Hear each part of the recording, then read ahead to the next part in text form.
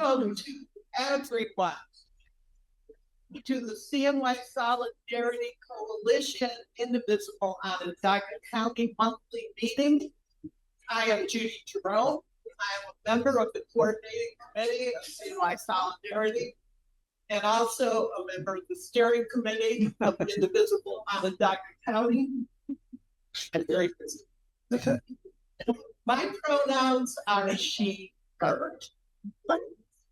Let's pause a moment as we begin.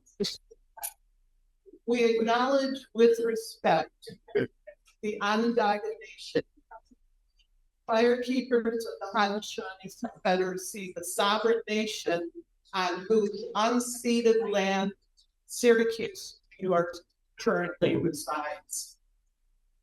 The Onondaga Nation continues to maintain their traditions, language, and sovereign government as the longest standing democratic government on Turtle Island. We can take lessons about democracy. An action you can take to support the Onondaga Nation is to support returning Maple Bay to the Onondaga Nation. Visit lakeback.org for more information and how you take action. Thank you. Are there any people here for the first time? Please raise your hand. Thank you. If you want more information about CNY Solidarity, Indivisible Onondaga County, and how you can get more involved and what it's all about, talk to Lori at the close of our meeting. I'm looking around. We usually give a couple minutes to political candidates. I see a couple political candidates who might want to stand up and say, let me emphasize, a very brief hello. Yeah. Hi. Beth Dampton and Jones. We're running for the district in Lake. So I run it. Thank you very much.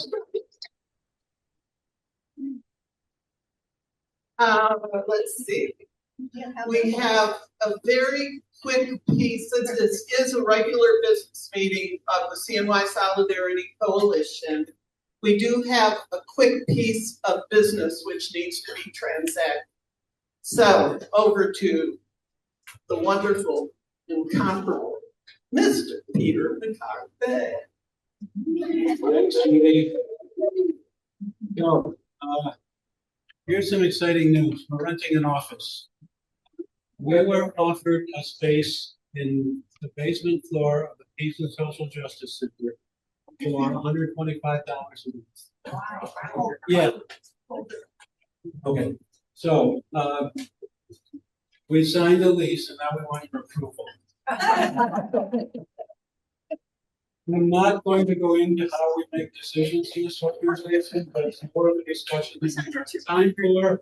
But basically, actually, we didn't break the rules. We gave them a 1 month deposit. The lease isn't really a lease. It's a commitment for 12 months, but it's breakable any month by either party. So we haven't really broken our rules yet. We've only spent 1 month's rent so far. So opening the business meeting and submitting, yes. Yeah, let me get that just a second. So I'm opening a business meeting at the CNY Solidarity Coalition, and the one order of business we have today is office rent. So Center for Peace and Social Justice is a building on East Genesee Street, 2 buildings east of Westwood Street, on the south side of the street. It houses offices for the Syracuse Peace Council, Syracuse Worker Center, and a number of other organizations. The Center for Peace and Social Justice is an organization that was formed 15 years ago, maybe, when the Peace Council moved out of an old house and needed a building. This new organization was formed with the specific purpose of buying, owning, and administering that building to provide space for peace and social justice organizations. And there's the ones I named, plus several small ones.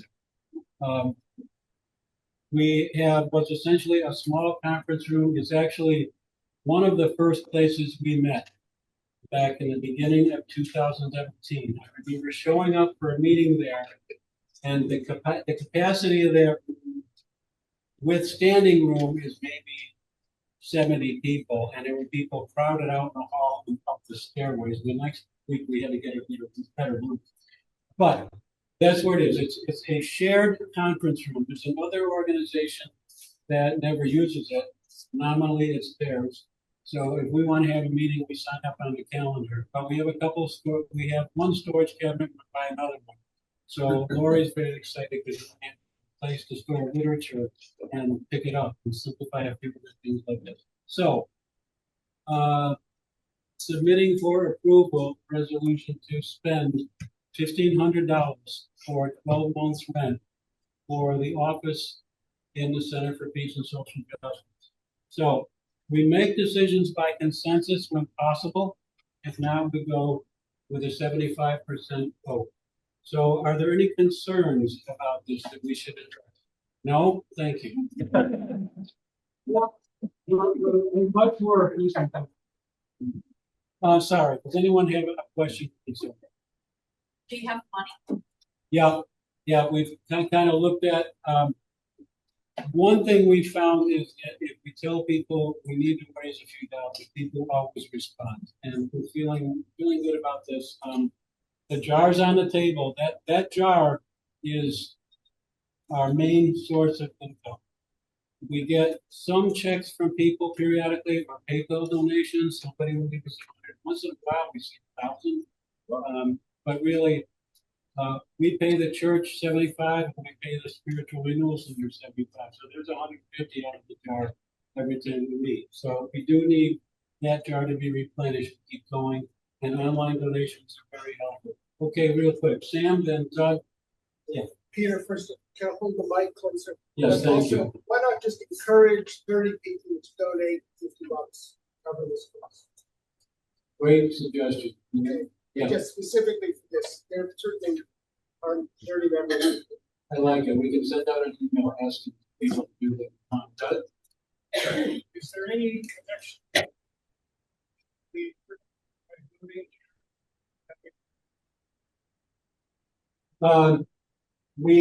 Our insurance policy ran out. We had trouble finding a new one. Basically, what we got now is more like 4 times the money, $3,000 a year, is insurance for meetings in this room and this building only.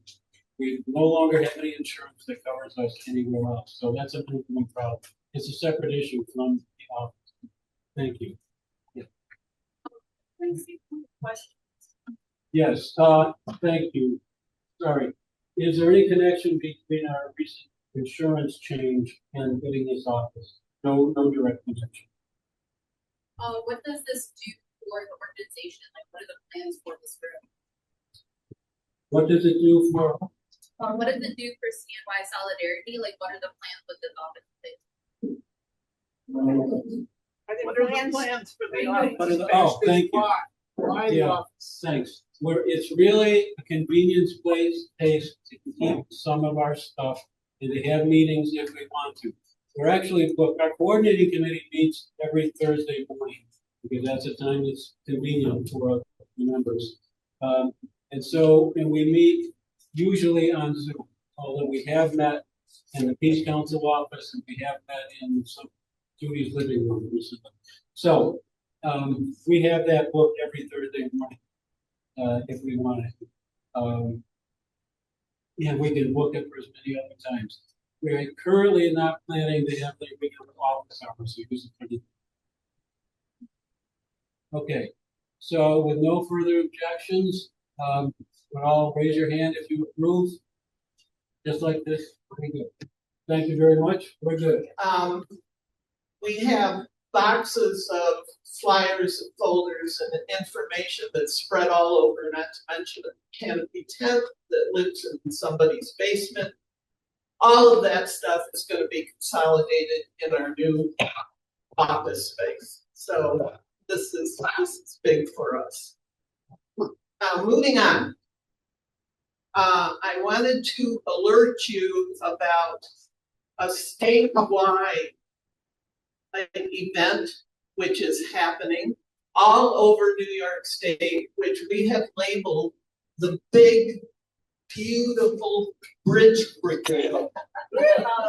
If you haven't heard about it, this is the very brief description of it. It originally started as a vision from an activist in Rochester who applied for a grant from Indivisible National, a GROW grant, and we got $6,000 for that.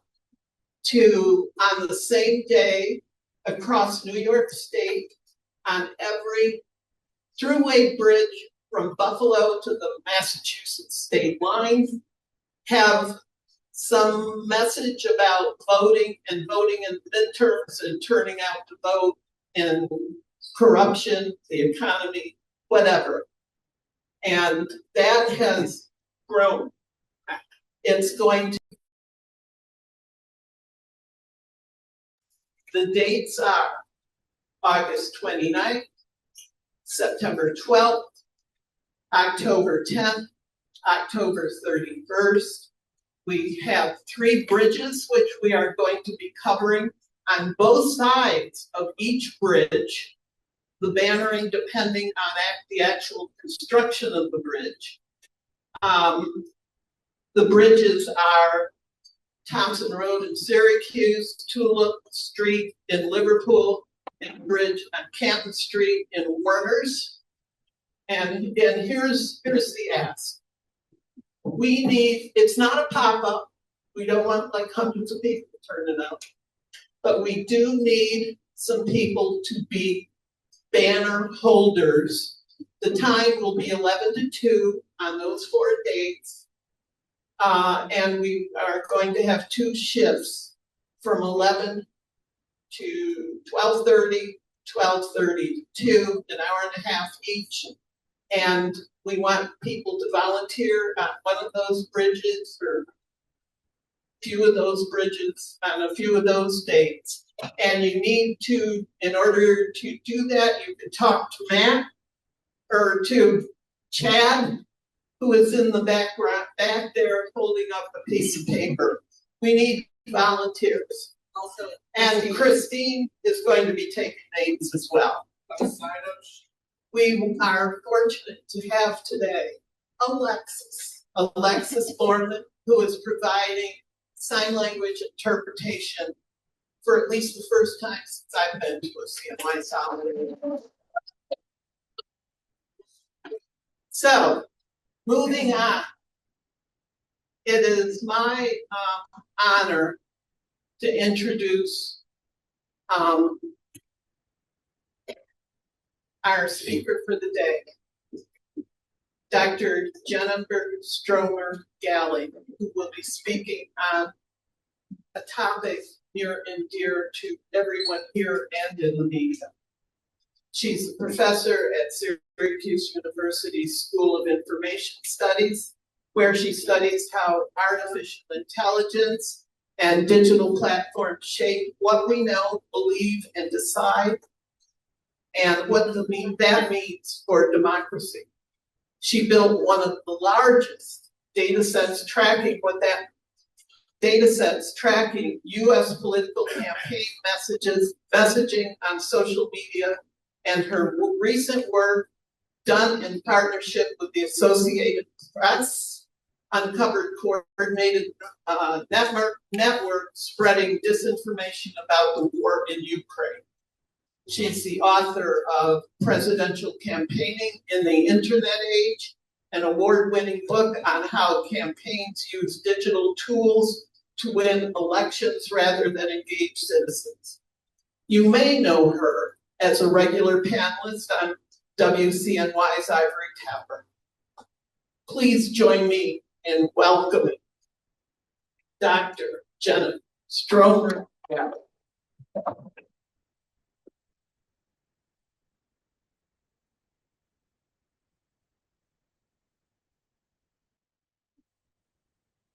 How does that look to my friends? Yeah, all right. Wow, welcome everybody. I'm really, really delighted to be here to talk with you guys about data centers. I know that it is a topic that is hot, that is of great concern. 7 in 10 Americans oppose data centers. It cuts across partisanship, it cuts across other forms of ideology, demographics, socioeconomics. People are very, very worried about this.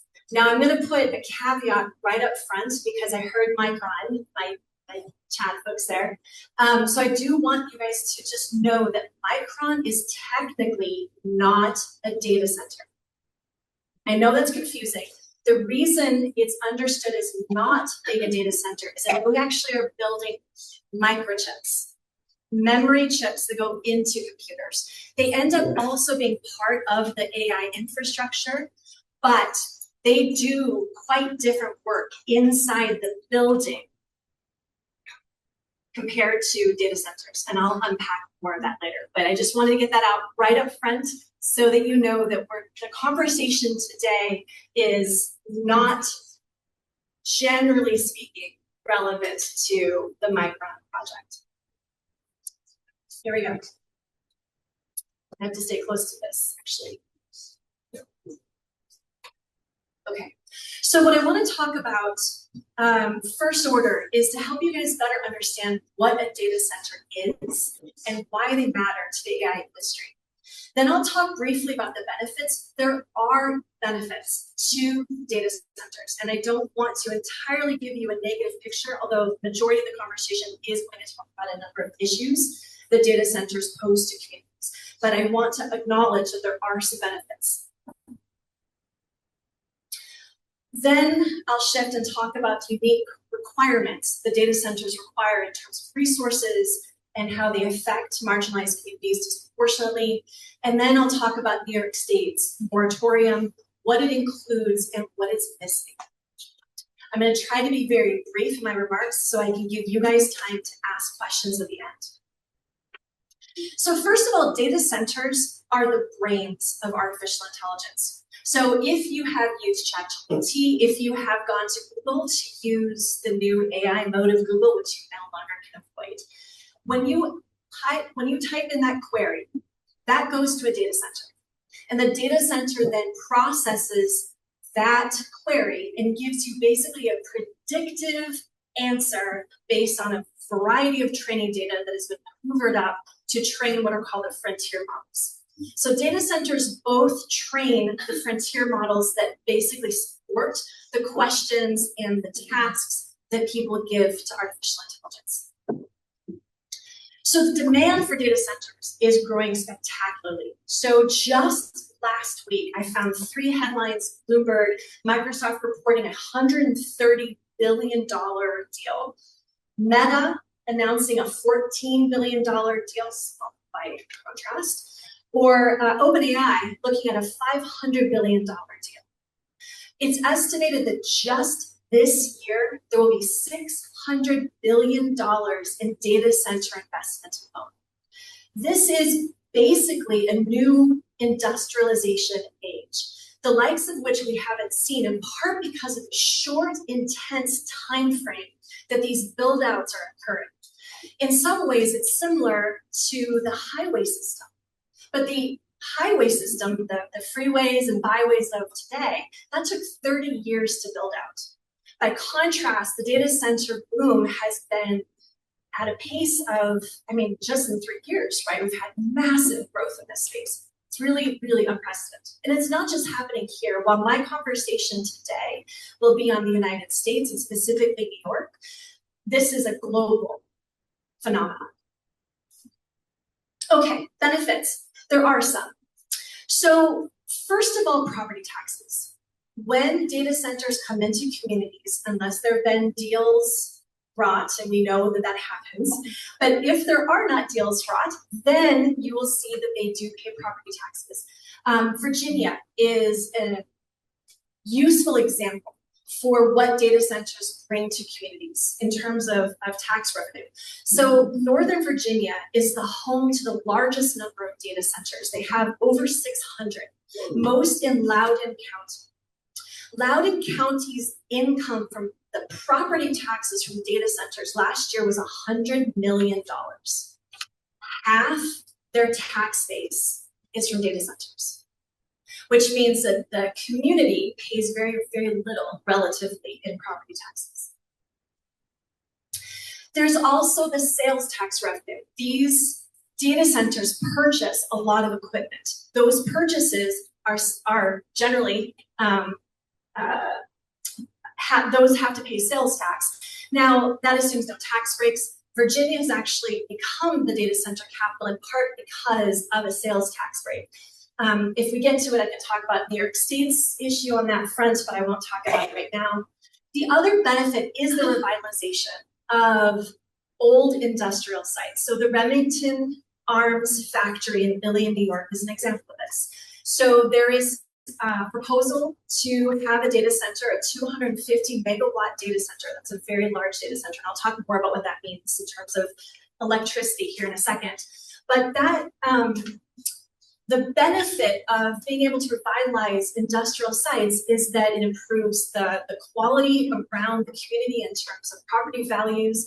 You start to now see that vacant and boarded up buildings are active and revitalized, which then can also bring in additional buildings and support. And there is research that shows, especially in metropolitan areas, that when data centers go in, they do bring additional business. So it kind of becomes a gravitational pull of technology.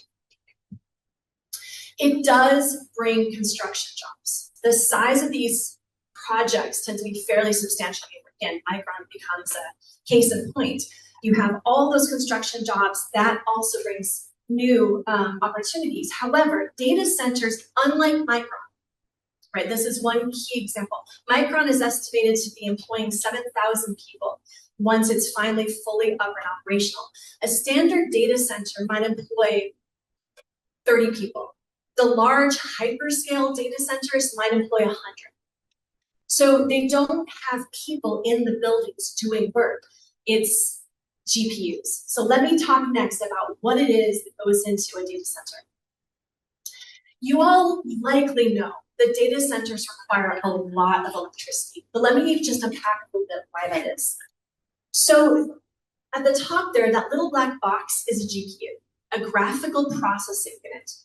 And it is doing the calculations, the math, functionally, that ultimately gives you the answer to your query when you ask Google where to go to find some Chinese food. You'll notice actually that there's a little tiny fan on that GPU. Every GPU has a fan. I'll talk more about the heat issues in a second. Roughly one GPU uses about 4 megawatts of electricity, which is roughly 3 refrigerators. Now, this is complicated because older GPUs use more electricity. Some current GPUs are water cooled and as a result actually use more electricity. So lots of hedges here, but for just the sake of understanding. So a server rack, and that's what a server rack looks like, would have roughly 50 GPUs in it. A standard data center isn't such a thing. There actually is no such thing as a standard data center. Data centers can be as small as 10 or 20 of these GPU racks. Others will be football fields of nothing but GPU server racks. The hard part is there's literally no public record anywhere that accurately identifies the number of GPUs, the number of data centers, the amount of electricity, water, pollution that these new industrial machines are pumping into the United States communities. Moreover, data centers won't reveal what their GPU capacity is, and I'll talk more about that particular issue here in a few minutes. So electricity consumption is expected to double by 2030. That's in 4 years, you guys. Electricity consumption is expected to double by 2030. And the grid literally cannot handle the amount of electricity that these data centers are commanding across the country. In fact, in Northern Virginia, the electricity purveyor of that community has actually warned data centers they need to start preparing for brownouts because there is no more capacity in that grid.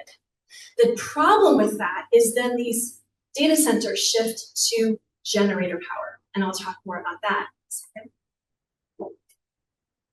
So as you know, consumers, right, all of us here in upstate New York have seen our electricity prices go up, and we don't actually have very many data centers. I mentioned Virginia having about 600, Northern Virginia. New York has around 130-ish total. But yet we are still seeing our electricity prices go up. But if you live near a data center, you will see your electricity prices go up even more because the regional electricity provider will actually pass some of the expenses that go into upgrading the facilities for a data center to the community, to the consumers in that community. Electricity generation in the United States still relies primarily on fossil fuels. So, and I'm sorry that might be a little small to see. This is from the International Energy Agency. They did a projection back in 2020 that suggested, so the little blue at the bottom, that is coal. The kind of darker purplish color, that's natural gas. Above that, the green, the light green is nuclear. And then above that is solar and wind and other renewables. So that's still not a great picture in terms of what that means for fossil fuel burning, which leads to and contributes to additional climate change. But it doesn't factor in the Trump administration's radical pullback of renewables in favor of fossil fuels. So this projection is wrong. It is going to be worse in terms of fossil fuels as we move forward. Data centers disproportionately affect marginalized communities.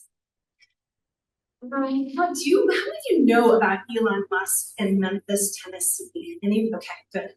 Right, so let me unpack very briefly. About 2 years ago, Elon Musk announced he was going to build a data center in Memphis, Tennessee. Memphis still does not have the electricity infrastructure to support a data center. So Elon Musk's company was able to persuade the community leadership to give them waivers so that they could use generators to power the data centers, Colossus 1. Colossus 1 uses 69 methane-powered generators that produce multiple tons of soot that disproportionately lands on a Black community that lives partially in Memphis and is also affecting the nearby communities in Mississippi. In fact, I just read a news story today that Colossus 2, which is now online, is also using the same methane-powered generators. For marginalized communities who already likely face disproportionate amounts of health issues related to toxic chemicals and air pollutants, water and air, this just further exacerbates the issue. Okay, so water. We all care about water. We need clean water, we need clean air. Why do data centers need water? Because data centers, those little GPUs, are running lots of calculations with electricity. The electricity creates heat, and that heat needs to be cooled off. So if you ever, wait for a second. So they need to be cooled. So in addition to the little fans that are associated or attached to each GPU, the entire building that a data center is in, that the GPUs are in, is cooled. Now, the cooling could be air-cooled, usually with evaporation, which means that these data centers are constantly pulling new water into the system to evaporate and then release whatever is left back out, either as hot water or discharge or something else.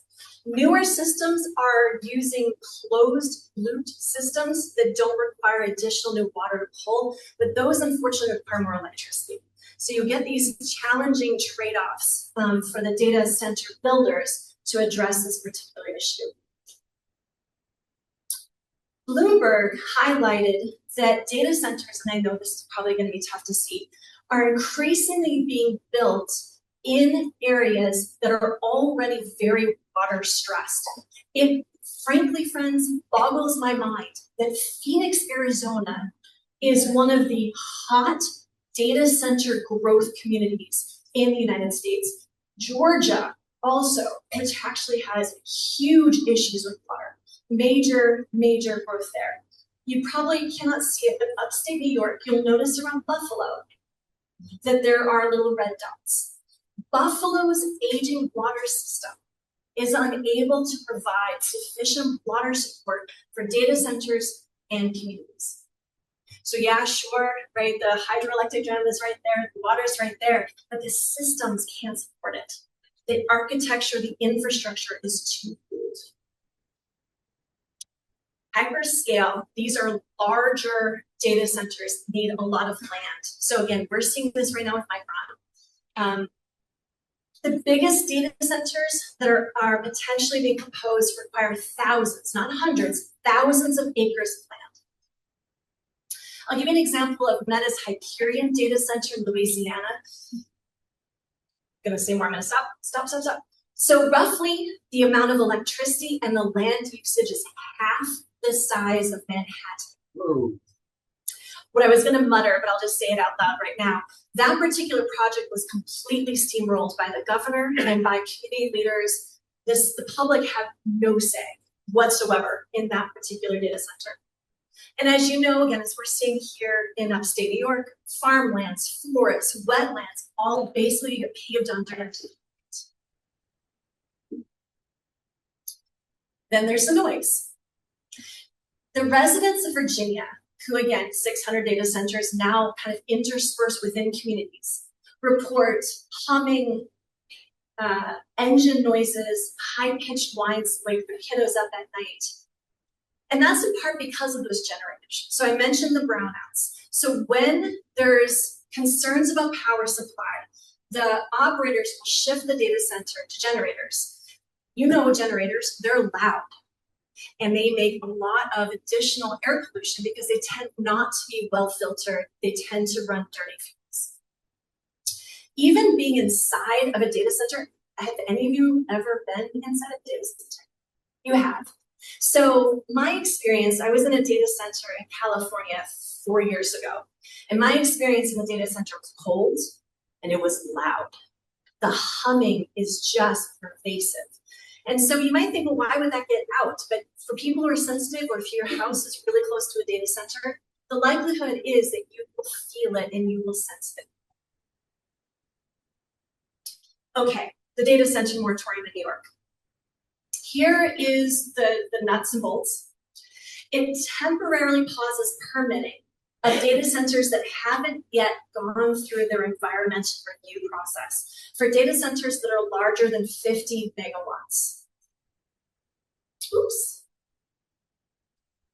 Just pushed a random button. It also establishes a regulatory framework for reviewing proposals. It recommends that data centers pay into a fund to help cover grid improvements. And it proposes legislation, or urges legislation to strip existing sales tax subsidy. I won't go into that right now, but I'm happy to answer any questions about that. Part of the challenge has been that municipalities that have to negotiate with data center companies often are met with a number of challenges and questions in the environment about water. So part of what Kathy Hochul tasked the Department of Public Service to do is to engage in an evaluation of an environmental impact statement around what are the risks of data centers to communities, and then to build a community infrastructure guidelines so that when municipalities are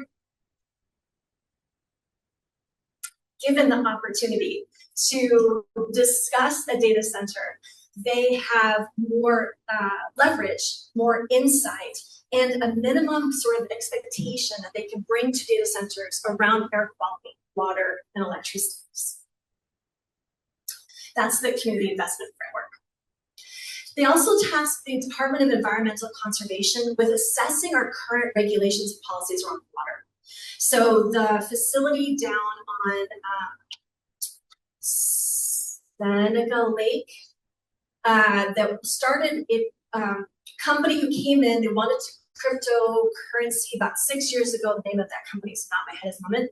They basically bought an old coal power plant, converted it to natural gas. But the cooling system is lake water that comes into the data center, cools the systems, and is expelled back out into Seneca Lake. And community members there complain about how hot the water now is if you live right around the discharge location at Seneca Lake. So part of what the DEC review is meant to do is consider what the requirements need to be for data centers if they're pulling from natural water sources. Okay, some challenges. As I mentioned to you, estimating, part of what New York State has to do is estimate what the likely amount of electricity is that the future of data centers will challenge the grid with. But those estimations, as I mentioned, are really tough because we do not actually have good baseline data. As I mentioned, data center operators are required to report their existing energy use in the United States, in New York, making it very challenging to then do estimations. Okay, I think I'll skip to the next one. Developing policy that is appropriately flexible is not easy. So if you are a lawmaker, if you're thinking about being a lawmaker, the challenge is considering all the many dimensions. Different data centers are different sizes located in different sorts of communities with different capacity. And so developing policy that will help communities, given all of the complexities of siting, is not going to be easy for New York State. I want to talk about something that you might not know about. Local municipality oversight challenges are still going to be a problem, and they are not addressed at all in the moratorium, nor in the legislation that was passed by the Senate and the Assembly this year, but didn't get approved or voted by Hochul. So first of all, data center developers, when they come to start talking with community leaders, municipality, elected officials, they typically require non-disclosure agreements. Going back to Virginia for a second, 80% of the data centers that went into that community required NDAs of local elected officials and their lawyers and the staff members that are helping to do the work. Yeah. Nope. Companies, even when they don't sign NDAs, often will declare trade secrets when they are inquired by journalists and by community members about electricity use, environmental impacts, water use. Going back, as I said, they will not share how many GPUs are going into their data center because they don't want their competitors to know what they're up to. Shell companies. A number of the data center companies are shell companies, meaning that the community and the elected leaders don't actually know who ultimately owns the data center. The challenge is multiple when you're dealing with shell companies because let's say that the data center ends up polluting a local lake. The shell company can dissolve. And when it does, the community is left with nobody to sue. The other issue is that these projects are hypothetical. And in a lot of the rural communities, we're just ordinary people who end up getting elected to, town council or village mayor, now confronted with a highly technical, very complex regulatory environment and companies who require you to sign NDAs. Maybe you can't go and just talk to other experts to find out what you need to do, what you need to know. Very, very challenging, very problematic. I just want to briefly mention that there is a pressure right now. Donald Trump has been urging data centers to bring their own electricity, also called behind the meter. I got the quote on there. Behind the meter sounds good in that it doesn't mean that the data centers are pulling electricity from the grid. The problem is that then they're often building or putting back online dirty coal, fossil fuel power plants.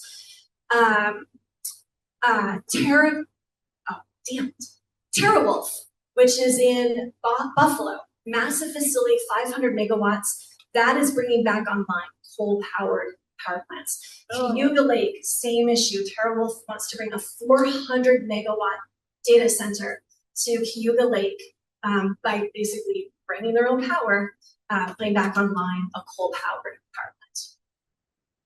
I think I made it clear about the transparency issues. We need to deal with that. But data centers, you guys, they're not going away. They're not. New York State can help establish some minimum guidelines. I personally think the moratorium is a good idea to give New York State and the regulators some time to really figure out what we need to establish as minimum requirements to reduce the impact and help local communities. Smart regulation needs to balance. The community needs the resources, the real economic opportunities, but we really need more transparency. So if this is interesting to you, I just started a new blog. I've been thinking for a while about, I teach about AI, and my students are as worried about the environment as you guys are, and they're very worried and also curious about AI. So I decided to start doing some public writing about it. So you can follow the QR code. I have actually written, my first blog is on this topic of data centers. There's a lot more details, a lot of links to reputable sources and data. So if this is of interest and kind of speaks to you, feel free to check it out. If you want to subscribe and see additional writings that I'll end up doing about AI, I think my next one's going to be about AI and companionship, which is a very different topic, but again, one that my students are really interested in, one that I'm also very, very interested in. So I'm happy to take questions. I know that we're close on time, got 10 minutes or so. And Judy, how do you want to handle this? Do you want to call in folks? Yep. Judy's got the, Hello. Oh my God. I knew this was gonna happen. Judy's got the con. Actually, maybe I can repeat a question. I saw your hand here. Do you want to go ahead? I don't know where to start. He said I don't know where to start.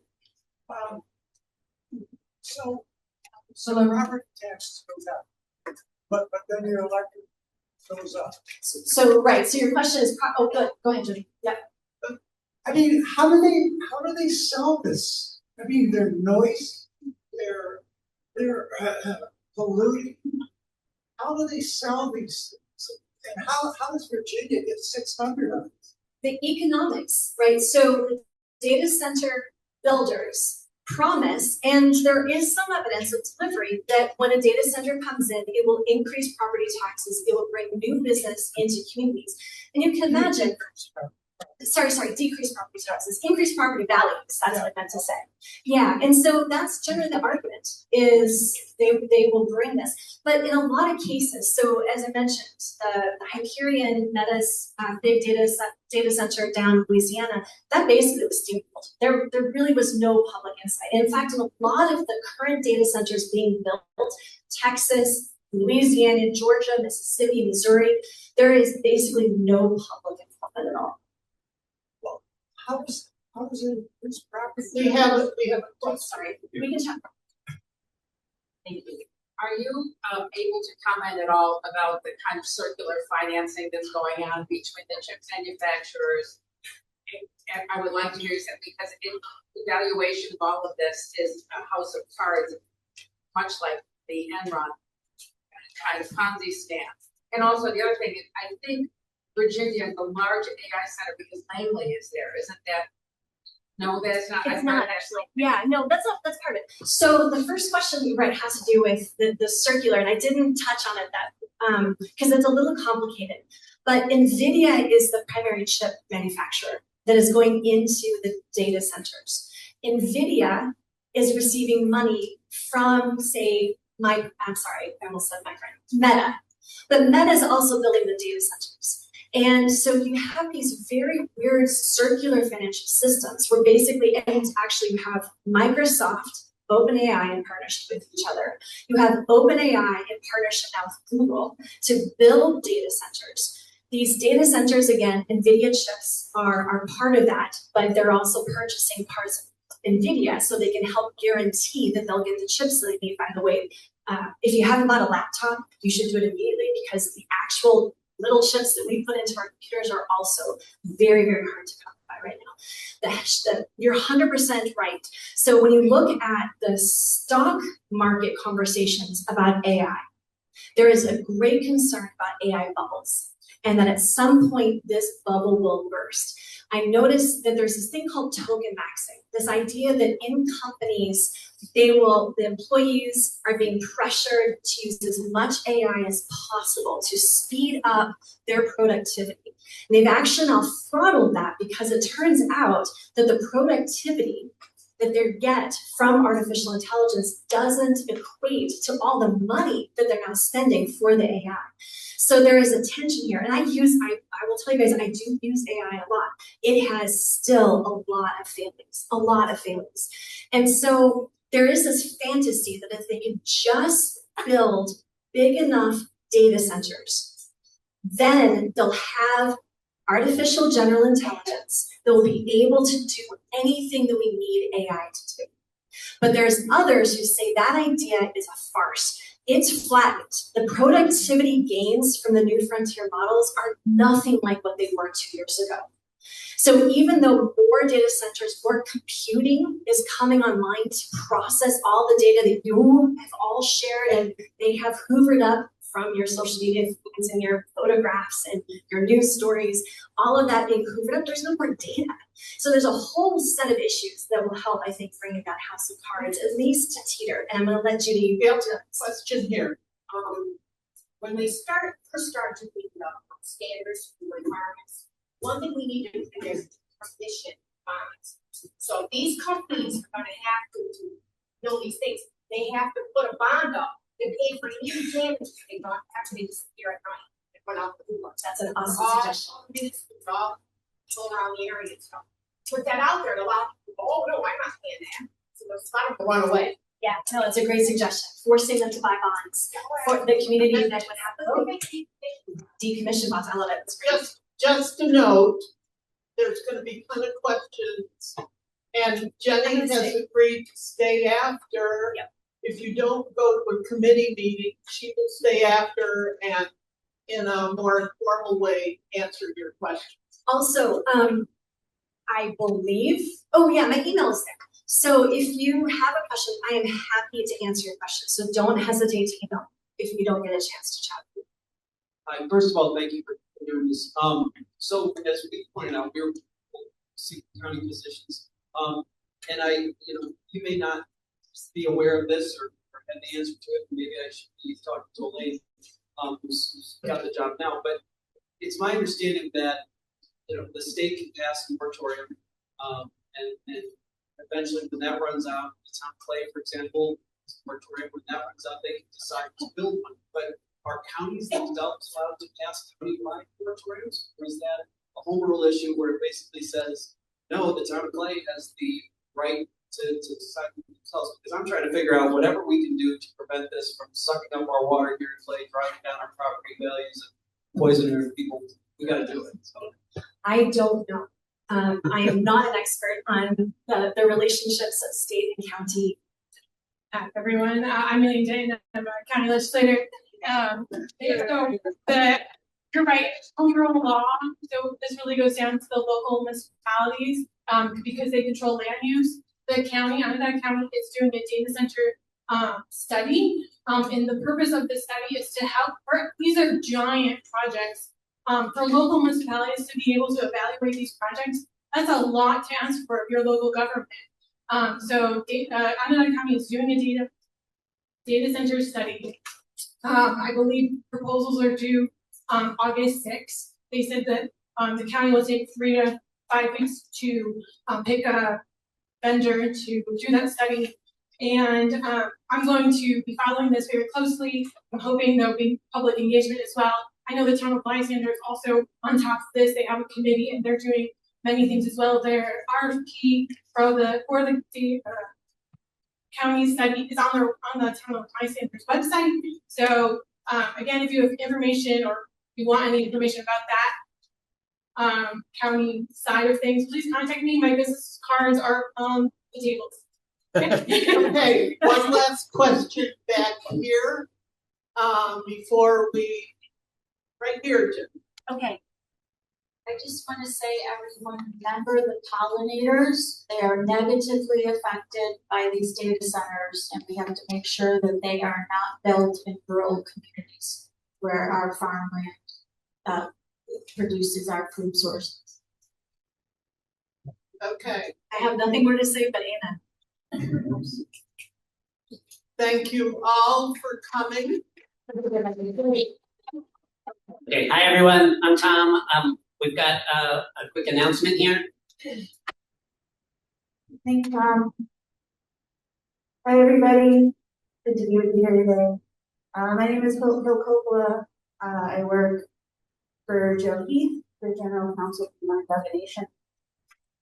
And I'm currently working with Haudenosaunee Environmental Task Force and some statewide allies, including our locally based Alliance for a Green Economy, as well as Food and Water Watch, New Yorker News, Nuclear Information and Resource Service, and a few others.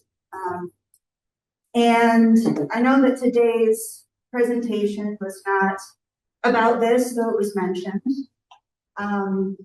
But there is a connection between this push for AI data centers and the push for new nuclear reactors in the state of New York because of that electricity demand that we started the presentation with, which is an alarming statistic for me. So, Governor Hochul has also directed the Public Service Commission to move forward with her plan to develop 5 megawatts of new nuclear power in the state of New York via small modular reactors, which take a long time to build, have cost overruns, are not proven. And if you're not familiar with the harms of the nuclear industry, from initial mining to the waste issues, it's highly toxic and radioactive. Mining, milling, transportation, generation of the electricity through the nuclear generation process into the soil, the water, the air, and then of course the waste. So, I have been asked by the Onondaga Nation to work with our allies around the state to resist this new threat. I have postcards with us today that direct you to a link to submit a comment to the Public Service Commission about this issue, and also a number that's hosted by Food and Water Watch where you can call the governor's office and leave a message. If you want to know more about why the Onondaga Nation and the Haudenosaunee Confederacy oppose nuclear, I encourage you to do a web search for the red paper entitled "Nuclear Reactors Are Not Green." It's hosted on the American Indian Law Alliance website. It's a PDF. Thank you very much. Have a wonderful day. Thank you. Thanks again to our speaker, Jennifer Stromer-Galley. Raise your hand for me again if this is your first CNY Solidarity meeting. Okay, amazing. So I'm going to explain what happens next real quick. So our meetings are typically 2 hours. And in the first hour, we're typically all together. And then in the second hour, we're split up and there's a million different things happening. So there will be like 5-10 minutes of chaos as we transition. But I'm going to tell you what's happening in this hour and tell you where to go or what your options are. The meeting itself doesn't end till 5. And so at 5 o'clock, an hour from now, we do need a few people to help us move furniture. So if you go upstairs for a committee meeting, come back down and see if we got enough people, because we got to put the room back in the format that we found it So if you want to talk more with Professor Stromer-Galley about data centers in New York, you can stay right here in this room and move forward in a minute. No, don't start moving yet. We have several regular standing committees that are holding meetings in these second hours. These are mostly meetings for people who are already connected with one of these committees, but if you're interested in, if you're relatively new, brand new, or relatively new, and you're not connected with a committee yet, and one of them sounds interesting to you, just everybody's friendly, just show up and like sit and you'll figure out what's going on. So I'm gonna tell you who's meeting right now. Upstairs in their standard room, so there's stairs that way, there's both stairs and an elevator behind me, and there's signs on the various doors upstairs to tell you where to go. Our protest committee is meeting upstairs. The protest team organizes like our big occasional protests, like No Kings, those kind of actions. Our weekly Friday pop-up protests, our upcoming Bridge Brigade visibility actions that you heard about at the beginning of the meeting. If you're interested in helping out with any of that, protest team's meeting upstairs.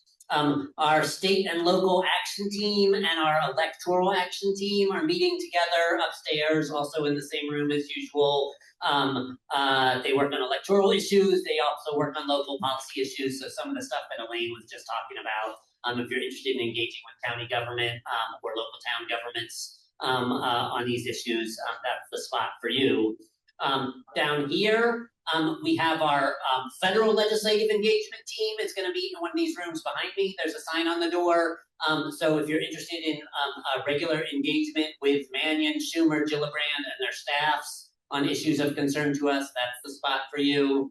Our climate justice team is meeting in this room immediately to my right. The name's kind of self-explanatory, right? So if you're interested in further engagement on climate issues, that committee has especially been working in recent months and years on the Micron project and its environmental impacts. And then, okay, this one's slightly more complicated, but in this room here, I'm gonna invite 3 groups of people to assemble in that room. If you are with our Outreach and Education Committee, if you are active with our neighbor-to-neighbor organizing effort, and if you are new and not sure where your role is or how to get involved or whatnot, I want you to come there. And Matt and others from our Outreach Education team are going to welcome the new people and help get you connected. And one of the things we're going to help get you connected with is our neighbor-to-neighbor organizing team. So it's helpful to have a couple of people from that team in the room there as well.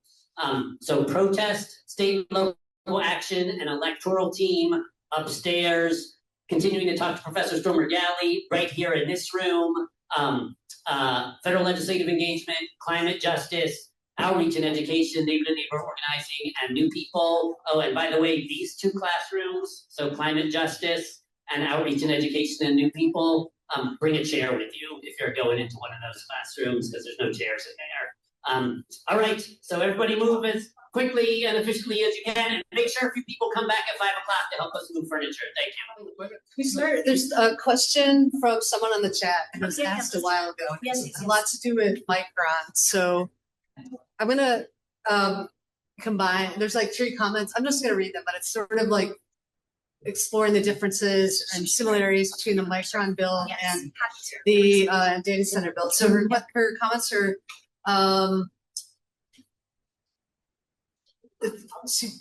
Writes Micron is making chips for data centers. Perhaps you could talk about that, and that they are also installing 100 gas power generators that may be running 24/7 in case there's any interruption of electric power supply. So as much as you can you address sort of any of the similarities or differences of Micron and other data center buildings? Yeah, for sure. So as I said, Micron is building memory chips. So those memory chips typically are what go into our computers, they go into our smartphones. There's some that go into data centers, but the primary sort of chip, if you will, that's going into a data center is a GPU. Those processing very, very fast parallel processing units. So Micron is, so the processes that we have watched unfold around Micron look very similar to how they unfold with data centers. So there is environmental review process. There is some, it depends. In some communities, there's an opportunity for public comment and for the public to raise their concerns and to be involved. Although, as I mentioned, many of the data centers that are currently being built, especially in the southern states, there's no public involvement, no public input, no public meetings whatsoever. The New York State legislative bill around moratorium that Hochul did not sign did include a required one public meeting as an expectation of data centers. But that, from my perspective, sort of speaks to this issue, that there are a number of these projects that are coming into communities where you have basically elected officials working directly under NDA with these companies to move these projects forward with as little public input as possible, in part because they know now that in the current political climate, the current public sentiment is against these sorts of projects. Now, Micron is actually really a factory. Data centers are not factories. And that's a big, big difference in terms of employment. So while Micron and data centers will use a lot of construction jobs because you need to build these facilities, contractors are really important. There's a lot of infrastructure. Those are good paying jobs, but of course, as you know, those are temporary jobs. Micron is estimated to employ approximately 7,000 people who will make on average $75,000 a year. So relatively speaking, it's good jobs, good benefits, high skilled environment, and there's a lot of training happening actually here in this community so that high school kiddos coming out of Syracuse and Liverpool and my community of Casanova can actually go right into those kinds of jobs. Data centers have very few employees. Those employees tend to be highly skilled. Their job is to go around and monitor all those GPUs. And if a GPU fails, it's their job to swap that GPU out as fast as possible because the data center companies and the AI companies that are contracting for the computing expect 100% performance 98% of the time. They're only allowed to be down for 2 hours. The generators become really important here because, as I mentioned, a lot of communities, I mentioned Memphis, I mentioned Virginia, their power grids can no longer or never could support the amount of electricity that the data centers require. And because of that, they all have generators. These systems that when you build a data center, that data center system has redundancies. It has cooling redundancies, electricity redundancies, so that in the event of a failure of some sort, they can come right back online. Otherwise, how, when you ask Google, where you're gonna get your Chinese food tonight? Oh no, I need my AI. I think it was facetious, but hopefully that answers questions. We have a question right here, and then So the policy looks term for a lot of what you're talking about is externalities, negative externalities. So you talked about electricity prices going up, people around the center, atmospheric degradation, water, lake temperature going up. And the list is long. It's all costs that are borne by people outside the data center, outside the industry. Now, the policy wants the solution to this is to force the data center operators to bear those costs. Right. So is there any potential, however far-fetched, however fanciful, for putting those costs where they really belong on the producers of crap that's ruining our world? Right, that's a great, I mean, this, if we I keep emphasizing that this is a new industrialization because I think the metaphor is right. When you think about the first age of industrialization, the smokestacks, the pollution, the consequences of ordinary people who try to go to work and make a living in poor conditions with poor wages, dealing with very serious environmental issues, surely we can learn from that, right? And say maybe we need to do this differently. But you guys, we live in a capitalist society with very little regulations, relatively speaking. As a capitalist society, if New York State says we are going to force the data center operators to bear the costs of the risks and harms to the community by requiring cleanups, by ensuring maximum efforts to reduce pollution on communities, they're not coming to New York. Now, maybe we say fine. Maybe we say fine. Maybe we say we don't want that. They can go. But then, of course, I read these stories in Wired about the farm in Texas who one day woke up to see that their entire skyline was dust. They had no idea why. They began to investigate and found out that a massive data center is going in just yards from the boundary of their property. They did not know what was going in. They had no say, and now they have to live with those consequences. So while we New Yorkers might say we don't want this, I worry for everybody else. And it gets even worse if you start to look at Malaysia, or the Philippines, or India, right? So it's a global issue. Now, the fellow who was chatting here, he's emeritus computer science faculty, and he mentioned to me something that I do know about, which is quantum computing. Now, I'm not going to get into the technicality because I can't, I don't know it, I don't understand it enough, but there are new chips coming that will be cooler, that will be more efficient, that won't produce some of the issues we have. But how far off we are from some of that, the costs of those are incredibly high, and they do have resource limitations, especially with food. So the technology keeps evolving, the engineers, so I've been spending a lot of time looking at data center company, like the trade groups, to kind of understand how they think and are talking about data centers. They know that communities do not want data centers. So they're working really hard. They really are, to try to figure out better ways that are less impactful to the environment, to energy, to communities, so that communities will say, yeah, come on in. But it's a tension, right? And I don't think that technology is the solution necessarily. I think it's part of it, but it's got to be also regulation. It's got to be conversation. Now stop it. I'll let another voice come in. I was going to ask the same question about externality, so I'll ask a smaller question. I was a little surprised.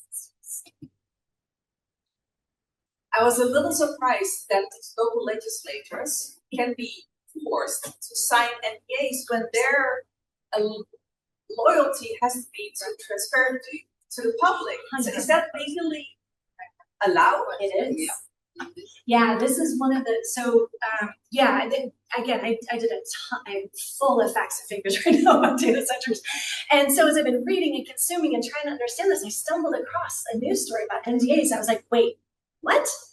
Are you kidding me? I mean, the idea that somebody who is elected by the people, who is a representative of the people, is signing an NDA so they can have these conversations to bring, potential commerce into the communities, just does very much strike me as a conflict of interest. And from my perspective, the moratorium doesn't address this. The government, the federal, and I didn't even talk about the federal government. I'm happy to answer your questions about where that is. Shit show. So that issue, I think, is a huge one, and will continue to be one unless the state steps up and says there cannot be NDAs for the sake of transparency. But again, going back, data centers operators are like, well, and we're out. There has been legislation to make that happen. But it hasn't passed. No, I mean, and again, you think about the amount of money these companies have. So the data center operators, many of them, they're builders, right? They're just engineers and builders. They then contract to Meta, to Google, to ChatGPT, sorry, that's OpenAI, to Anthropic for the computing power. And they, they're in a business. Well, and they're opposite, but that's another conversation. Happy to chat about Larry Ellison article 2. So you mentioned that citizens around Fayetteville about the heated water from Seneca. I think it's Seneca, because there's the Cuba is near Ithaca. Yes, yeah. So it's Seneca. Okay. Do you have any impression of how this is affecting our greenways? Oh, it's a great question. So the effects, I don't. So going back to the challenge, the transparency. So there's a couple different websites. So if you do happen to go to the blog post, one of the things that I noted in the blog post is that there are not good central resources to learn where all the data centers are, how much electricity, what potential consequences in terms of pollution, etc. are. There's 2 websites, and the names of them will not come to me, that if you, and again, I did link to them, but they purport to track the number of data centers. One is actually to try and basically help industry figure out where the data centers are, where they might want to put their next data center. The other one I don't know what its name is, but they don't agree at all in terms of the number of data centers, the megawatts that are being used by the data centers. So a question like, what impacts are there to the Great Lakes? Yeah, somebody may know that answer. Unfortunately, I do not, and it's an important. It came to mind because I saw just how many would circle in Buffalo. Yes, right. Buffalo actually. The 2 Great Lakes and Niagara Falls, and that's 100%. however many tons of. 100%. So again, some of those data centers might pull from a lake. Most of them, however, are going to pull from municipal water systems. And that's again where you get these issues. So Buffalo's infrastructure cannot support. Wisconsin, a massive data center from Microsoft is going in Wisconsin. It is a closed loop system. So once they pull the water into the system, then it'll mostly circulate, just kind of top it off when they need to. The concern that Wisconsin residents now have is they're going to drain the aquifer. And that's a growing concern, especially with these hyperscale, very massive data center projects. There's a question in the back. Yeah. We have a couple of questions. The one that you just mentioned about first. So a recent study that I read showed that every major desk has been placed or is set to be placed on and off. Very intentional. So a lot of learns work, it seems, of the closed loop systems and community officials that are going ahead and thinking, well, maybe a data center's not all that bad, it's a closed system. Right. They're not being informed of that closed loop system is actually pushing the waste into the groundwater and the aquifer. At the same time, they're using the water from the aquifer and drying out tunnels. So I'd like to hear, Laura, what you have to about, or what you have to say about that.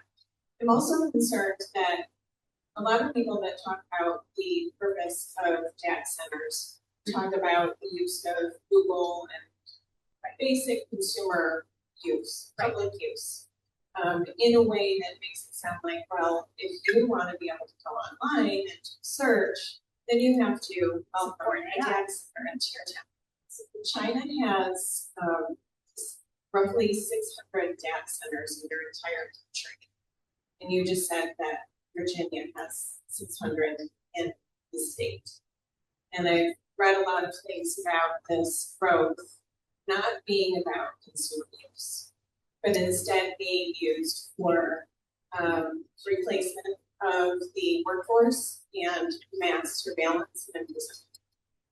So I'd like to hear more about that. And I think it is important to point these things out, speaking about data center purposes and use. So I think the average people that are trying to protect our country and our world could easily be pitched against each other when they think, well, you shouldn't be using AI. What are you doing to our world if you're doing a Google search, or you're a small business owner and you can't afford an assistant, but you can get a lot more done with using AI.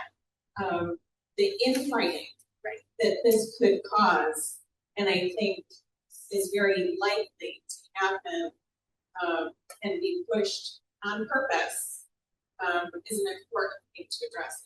People need to be aware of how this boom is not really giving the average person any benefit. Right? No, that's great. Those are all great and important topics. I really appreciate that. So you said it best in terms of water issue, right? So they're pulling from the aquifers.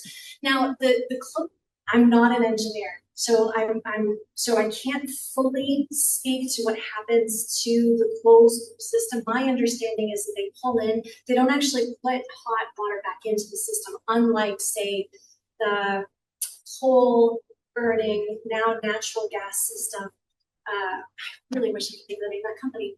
They started doing crypto. It's the Q crypto group that now has shifted to AI, and to data centers. So their system is pulling because the natural gas engine turbines need cooling, and that cooling basically is pulling water in from the lake and then pushing the warm water back out. But that's one sort of system. The system, as I understand, so I described the one in Wisconsin, they pull the water out of the aquifer and fills basically this closed loop system. The closed loop system then cools through electricity through fans, basically. So the closed loop systems actually require more electricity than the evaporative systems. Evaporative systems just keep pulling water, right? So the water evaporates, they just keep pulling water. So in Pennsylvania, for example, there's a community that has actually lost access to their water supply because of an evaporative data center system. So again, going back to the regulatory environment, you have different sorts of setups, different sorts of resources, which again makes decision-making really, really tough. In terms of AI use, I think your point is really, really important. So part of the reason that the AI companies want more data centers is in part because they want to build bigger frontier models. The frontier model is that core model.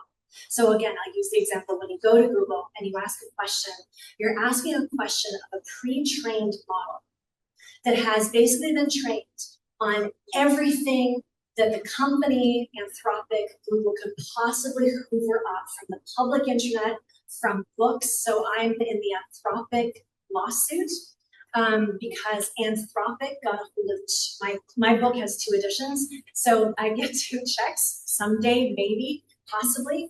So they've hoovered up as much information as they possibly could through public social media, through public libraries and databases, into private data repositories, including news, right? So the New York Times is suing OpenAI and Microsoft for basically stealing New York Times news stories. So imagine they've hoovered all this up, then through a lot of compute, that's all those GPUs running. So when ChatGPT released its 3rd kind of version, GPT-3, it took 5 months of non-stop GPU processing on thousands and thousands of server racks to train up that initial model. The current version of OpenAI, probably, they don't report, we don't know, probably over a year of non-stop processing of all of that data to then develop what's called this frontier model that when you query it, you are basically, it's called inference because it's ultimately, it's a next word filter that it is produced. Okay, now, part of the power currently of these frontier models is that they can now code, they can make software. So you now have these frontier models being put to use to build software. Basically to build new versions of itself, to train itself, but to do other kinds of things that companies wanted. And so a lot of the kind of consumer uses, the Google queries, helping you plan your trip or vacation, that sort of stuff, that's not really where the tokens, the energy is. It's in basically software development. That's a huge part of what AI is used for. And that does replace jobs. Sorry, I apologize. The last piece, which is really, really important. It is replacing jobs in particular sectors. So there's a whole set of sectors that are very, very vulnerable to AI. But as we talked a little bit with regard to the bubble, companies are now seeing that the return on investment, getting rid of actual experts, turning over their existing remaining employees to use AI more, turns out not to actually produce the kind of gains, productivity gains, that they were hoping for. I know. So time will tell. But you're 100% right. It's not consumer use. It's the commercial uses. The companies trying to figure out ways to capitalize on AI. The company you're trying to remember is that terrible. So it's not terrible. It's Jen something. Chance. Yeah. It's in the bond. Okay, well, like, to actually go to that software question. Yeah. That question is about from an entirely different viewpoint. I'm reading some blogs online. They may be Republicans. I know that they're. There's one guy who articulates for saying the business point of view, the data centers, completely ridiculous. This guy has been in this operating stream. Actually, I searched on his terms. I found a lot different ridiculous way that the industry out now has this very blazing fast equipment and so on and AI and so on. But that is basic is outdated, as this guy says, I don't know. And that really this is we define a probabilistic AI, which is what you're describing in the United States with these shoot centers. And then other places like Europe and most other countries, Canada, China even is using more a deterministic software where you take your AI and puts it on the data set. It learns that backwards and forwards and spits out whatever answer, and in so doing it loses much hallucinations. And then there's this other approach to data centers that I'm hearing about, which is edge computing. You're going on the edges, you're answering whatever questions you can on your laptop. You're sending it. I guess the big problem is the input output. You're sending each time you send input output queries to the data center. That's a huge in time. Whereas your own laptop can do much of that much faster. So it's almost like a ridiculous waste. It doesn't make sense to thermodynamically. You see where I'm going with that? For sure, absolutely. All I would say is, follow the money, right? I mean, the tech companies, Anthropic, Google, OpenAI, Microsoft, right? They have staked their entire business models on this idea that probabilistic models, which is what they have, which use, again, all of these compute resources and data centers, that's the business. That's where they make their billions. I might add to that, that in Europe, they see that much better regulations that the energy. They do. Absolutely. 100%. Put a data center back on the energy. Absolutely. The regulatory environment in different countries change the nature of how data centers, how AI is used, propagated, and its effects. Again, we are in a highly capitalistic, deregulated environment. And, you guys give me hope, I have to say. So many of you coming and showing up and saying, I want to know more, because I think, how we, maybe it's naive, but I really think that the way we push back is through collective action and really holding our elected officials to account and saying, this is not what we want. Public opinion polls are so clear that the public does not want this, but yet we're being forced to deal with it because of a small set of ultra wealthy men who are pushing a vision that only benefits very small. That's my worry. I'm Mike on Mike. I know the news people left, so that's good. I can be a little bit more insensitive. I worked in energy efficiency. I left that field 14 years ago, but I worked in all of New England, New York, and New Jersey. So that was my region. Okay. Now I went to many boring but really essential regulatory meetings, and I remember back then there's a mandate. Where there was a mandate that all the utilities have to meet the needs of the region, but we didn't have this then. And they also had a limit with how much they could raise prices, right? So that's why I work in energy efficiency work. People go, why are they giving me all these free bulbs and stuff like that? Because they don't want to build new power plants, right? That really, it's smart. Now we're in a whole new world. Did that change? Because I didn't hear about that. No, there's still, so here in New York, there is still that regulatory process. So the energy providers do need to get approval from the state to increase the cost of electricity, which New York State has to approve. But I don't know about the rest of the region. But the other thing, just real quick, no one has talked about AI escaping recently, right? Oh, yeah, right, sure. So what are we to make of that? What, I mean, it scared me. So Anthropic, I think is it, well, both Anthropic and OpenAI recently have reported that as part of their testing, they're exploring cybersecurity a lot with these AI models.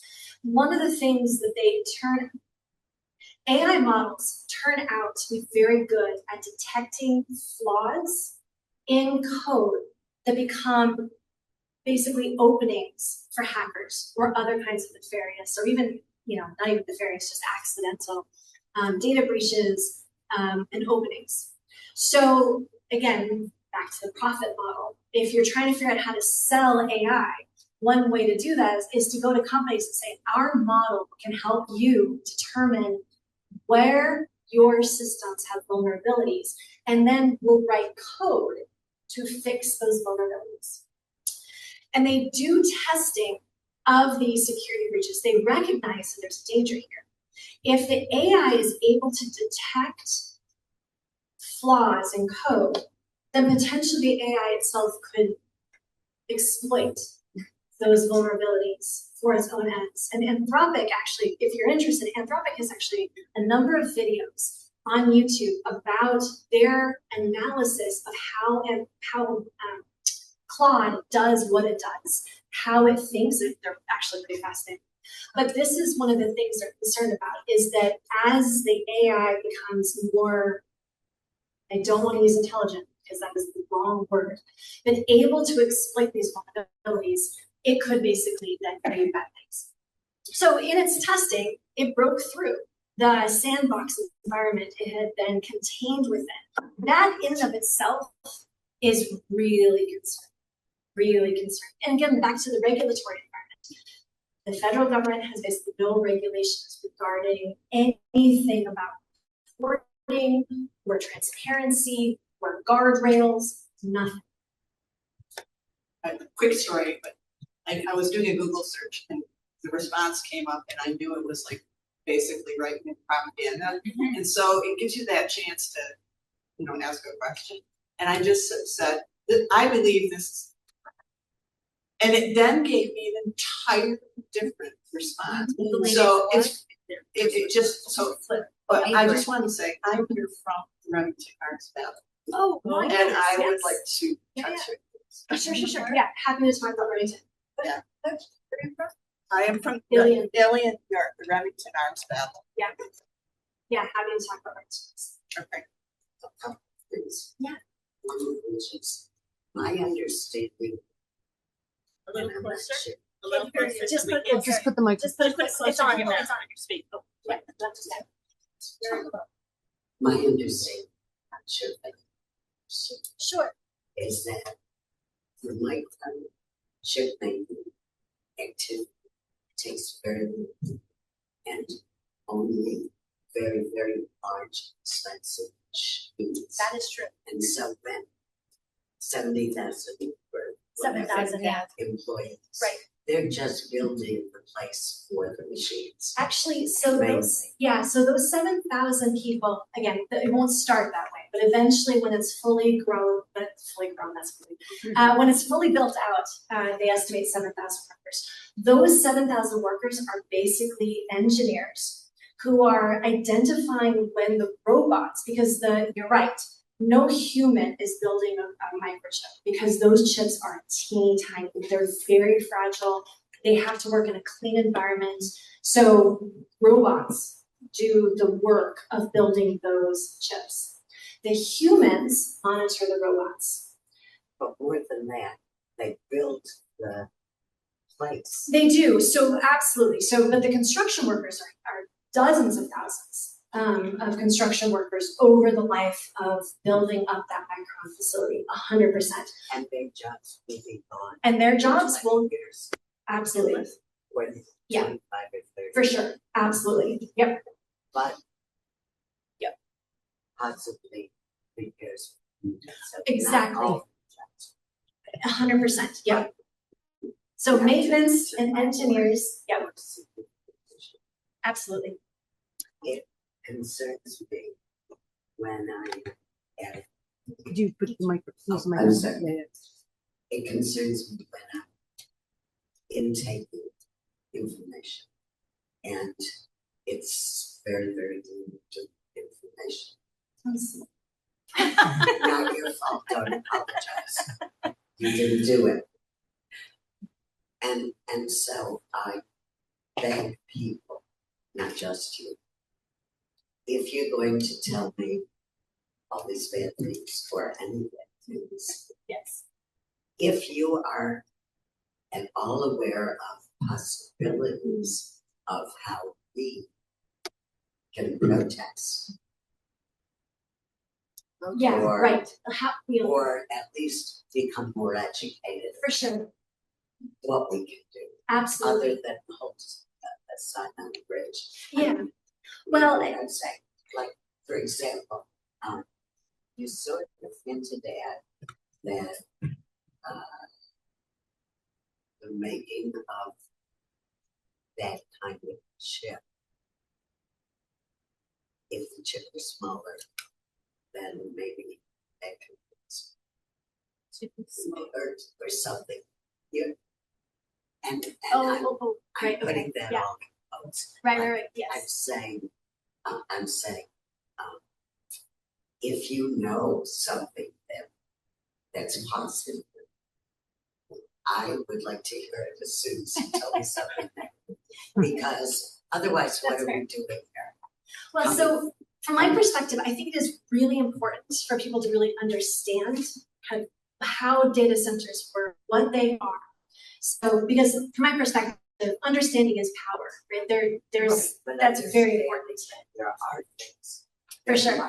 Well, this is why we're here, right? I mean, I think CNY solidarity, the community coming out, you know, again, thinking about Ilion as a community that actually needs help right now. And I think they do, right, to better understand and also pressure their local legislators for more information. So, you know, at the moment here in Syracuse, there's no proposals for data centers that I'm aware of. And another point that I meant also is that there are things, whistleblowers. And NDAs or DNAs don't mean anything To when you're a whistleblower, for sure. Because there are very strong laws that protect whistleblowers. Yes, absolutely. That's a very good point. There's also the media that makes movies about the heroes of fighting. For sure, absolutely. So, And hi, I'm so grateful for this. It's a very complex topic, and I'm so grateful that at the beginning you tried to help us distinguish between, you know, the terminology that see and she's left. As she talked about how potential there, because there's so much that it's the speed at which modern is rolling out is dangerous for, because we don't know what happened. It's your thing, we don't know. And you know, as I was sitting down trying to prepare my own thoughts for this, I thought, well, all of this is happening very fast, this burgeoning number of data centers. And there must be demand. Things don't happen in civilization unless there is demand. And so I said, well, I had to ask myself, where's this demand coming from? What, you know, and you had one of your visuals had a graphic from the IEA, the International Energy Agency, and one of the figures that I saw that they said is that of all the global data center activity, 60 to 70% of it is from us streaming our video, us using display on our laptops, which is That's even, what she just said. that's when the Propaganda. IEA Oh, but that's Propaganda. energy use. Yes, 100%. So it's just, yeah, so when you think about just raw energy use, the amount of streaming video, all the gadgets, electronics that we have in our households, all of that contributes to energy consumption because it's a grid, right? So each of us, our homes are connected, unless you're completely off the grid, which I fantasize about fairly regularly. But if you're on the grid, your house is hooked up, then you're pulling electricity. Here in our region, most of our energy is being generated from hydroelectric dam at Niagara Falls and the nuclear power plant that is, yeah, so it's primarily those two sources here for us. Which are next door to love now. Which are next door to love, yes, for sure. Exactly. So, the challenge is that there's just the ordinary household consumption. As we're watching videos, as we're doing the laundry, as we're cooking our dinner, as we're playing on our computers. But then these data centers come along and they plunk down in these communities, they attach to that grid, and then they draw energy concern, there's no question about thousands of refrigerators. And it's scary. I mean, the water and the energy is really scary, but where's that, we're demanding.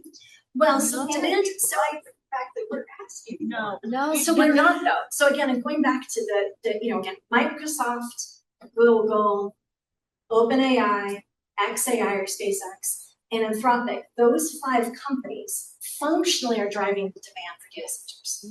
It's not, they make money doing it. Well, they don't.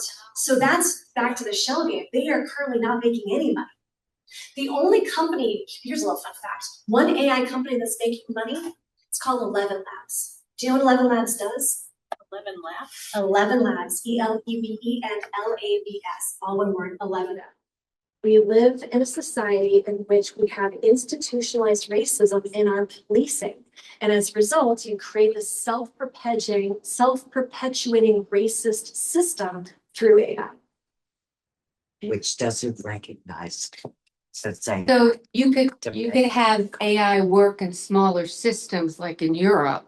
Right. Where they just, try to find fires or look at X-rays for cancer in a much smaller kind of model, as opposed to these big data centers 100%. That Elon Musk and these other people are using for their own benefit to become, kings of the world. Yeah, for sure. So I have built algorithms. So in the intro, there we go. In the intro, it was mentioned that I have been collecting political social media messages. So I have an archive of candidates' social media messages, Facebook posts and tweets, ads that run on Instagram and Facebook for candidates that have run since 2014. And that's a lot of data. And so I have built algorithms to help me identify, for example, the campaign messages about immigration so that I can better understand, or actually I've proposed a book to study the election, all this election fraud business. And so I can then sift through that data with the algorithm. The algorithm I built on a laptop. Yeah. And it's so focused and small, and it does a very specific task. Say it's our fault for wanting all this, our computers and everything, and it's propaganda. Right. We are getting close to 5, so maybe just some final quick comments. Several sentences ago, you referred to AI exploiting a flaw in code. Yes. And I'm far from as well versed in this as I would like to be, but based upon what I know about computers and computing, to me, that implies that AI has motives. And I don't see how a system created by humans who are imperfect and who created the database that AI learns from, so therefore bounds the stockpile of knowledge that AI can use. Right. How can a bit pattern have motives? I don't think that that's possible. I don't understand. The engineers at Anthropic would say the AI that they have built has motives. Has motives. Yes. In fact, they have identified, they have found that Anthropic, so Claude is Anthropic's model. I use Claude a lot. And they have identified that when Claude is given a complex task, it actually has a kind of a thinking process beyond the sort of programmed thinking that you see when you use the AI. So, to increase transparency, the engineers have added these little, here's what the AI is doing as it's processing your question or your task. But beyond that, it seems that it actually now has kind of a separate processing function that allows it to better determine or predict what it is you want or what it needs to be doing before it then executes it. That is beyond what's programmed in the system. Okay. I highly, highly recommend looking at some. I'll write a blog on this. I think that's clearly a topic that's hot because it's fascinating to me and also concerning to say the least. So, no, we're gonna have to. Sorry. Thank you so much.